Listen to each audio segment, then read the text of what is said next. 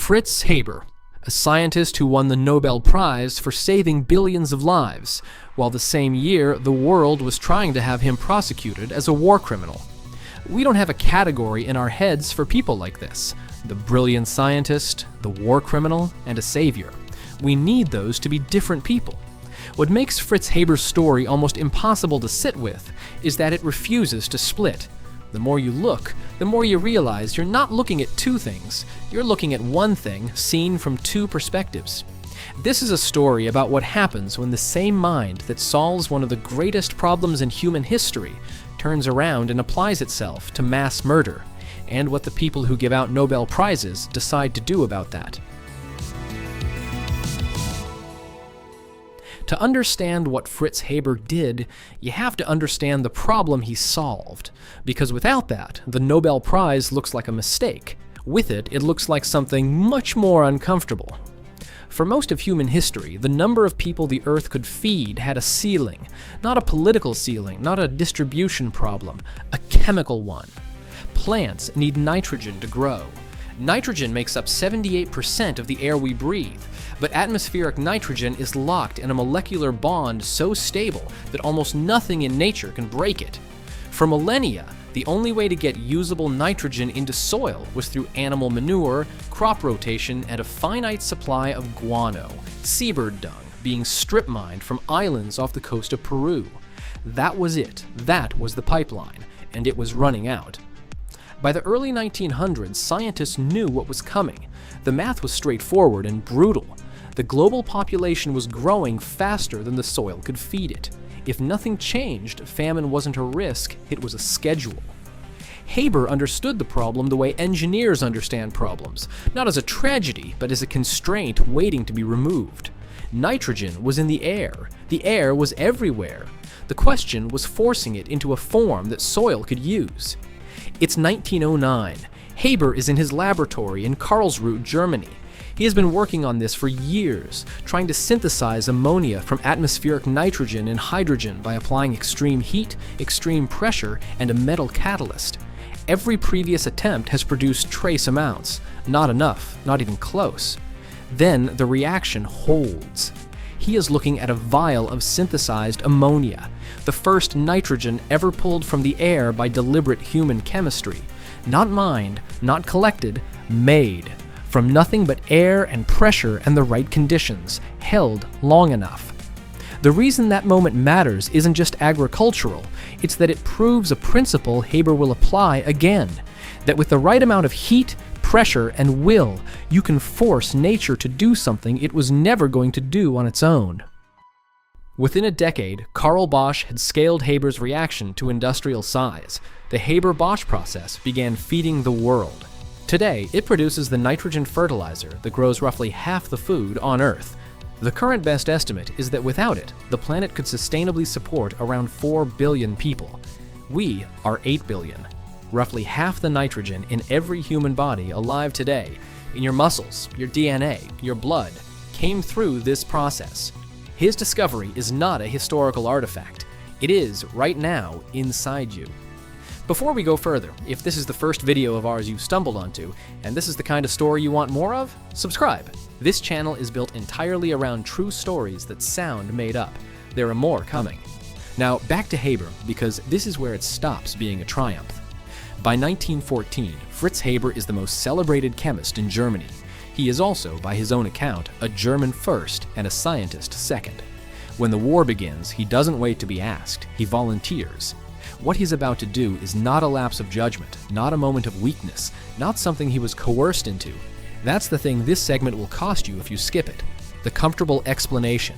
Haber chose this. He chose it with full knowledge, complete commitment, and the genuine belief that he was doing his country, and perhaps the world, a service.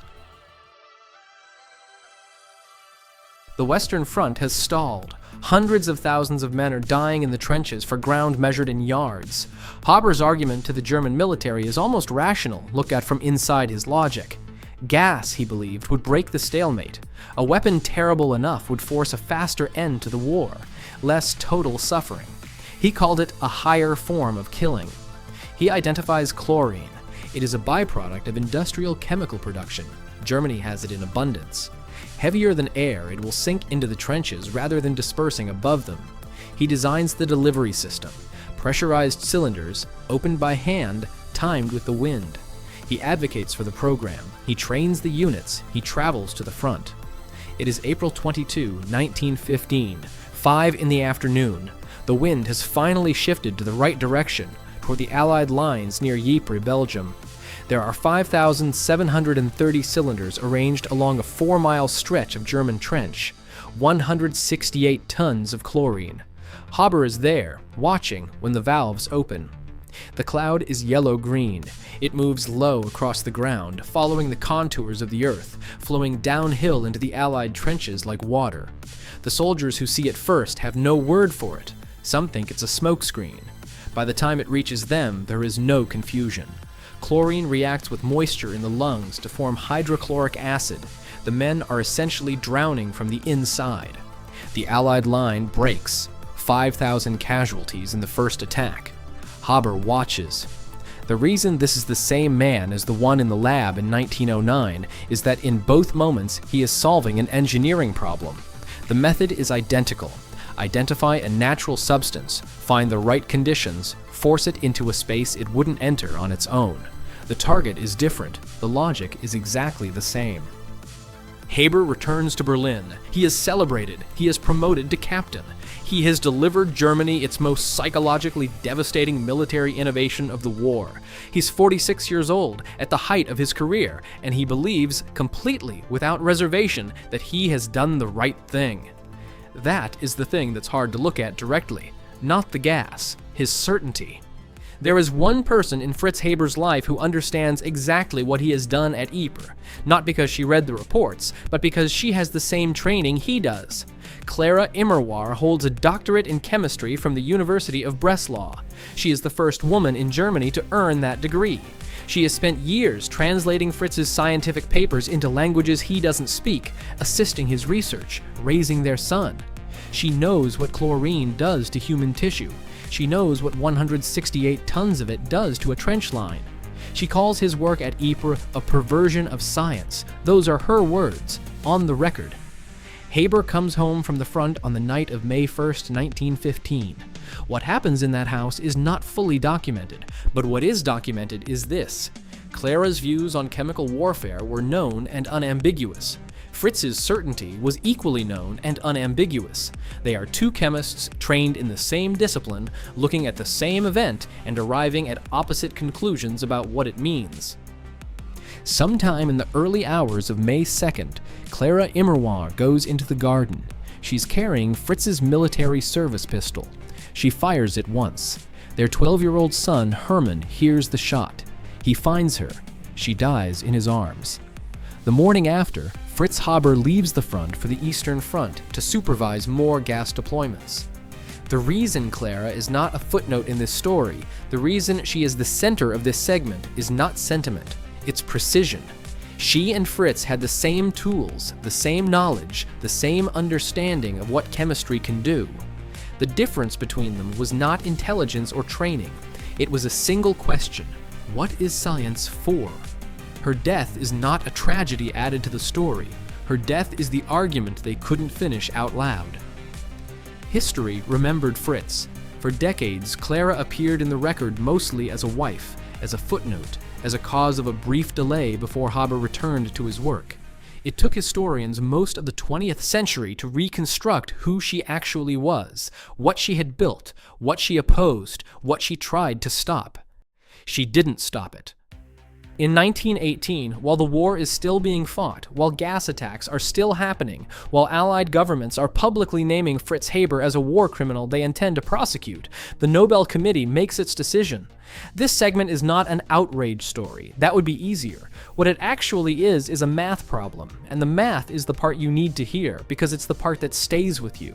The committee reviews Haber's full record. They are not ignorant of Ypres. They are not ignorant of the gas program. They consider it, they discuss it, and they conclude that the Haber-Bosch process, the thing that is already, even by 1918, demonstrably feeding millions of people who would otherwise not be fed, outweighs it. They give him the Nobel Prize in chemistry. When he accepts it in Stockholm in 1919, the ceremony is one of the more surreal rooms in modern history. Haber is in white tie, the prize is real, the applause is real, and a number of Allied scientists who have been invited to the ceremony stand up and walk out. Not all of them. Some stay.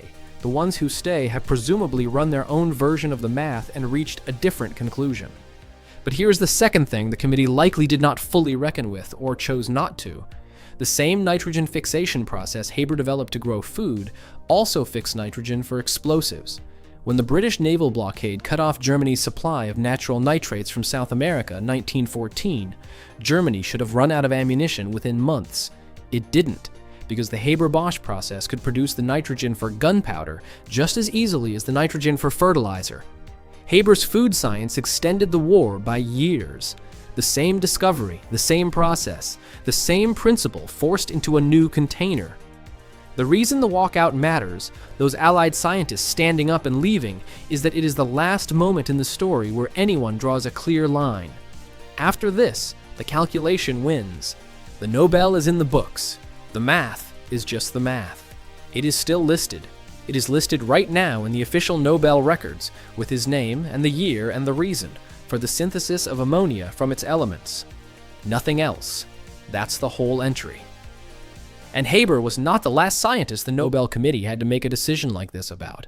The pattern of extraordinary discovery, documented harm, and a committee deciding the math works out shows up at least twice more in the 20th century. Both of those stories are coming to this channel. The details are different. The discomfort is almost identical. This is the segment where the story stops being complicated.